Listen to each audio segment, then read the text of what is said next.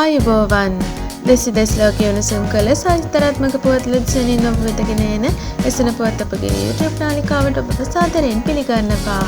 යෝෂිත රාජපක්ෂ සමග පැමිණි පිරිසක් කළ පහර දීමකින් යුනියන් පෙදෙස පාක් වීදියේ පිහිටි රාත්‍රී සමාජ ශාලාවක ආරක්ෂකයෙකු තුවාල ලබා තිබෙනවා.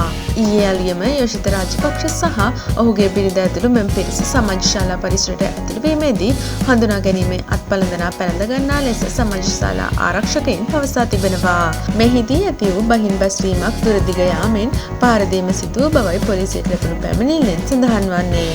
තුවාල ලැබූ ආරක්ෂක නිලධාරියා කොළඹ පෞද්ගලික රෝහලක ප්‍රතිකාර ලබන අතර සිද්ධිය සම්බන්ධයෙන් කොම්පැනි නිලධාරී පොලිසිය වැඩිදුර විමර්ශන සිදු කරනවා. මේ වගේ දවස් උණුසුම් කළ පුවත් දැන ගැනීමට එසන පුවත් අපගේ YouTube නාලිකාව සමග රැඳී සිටින්න.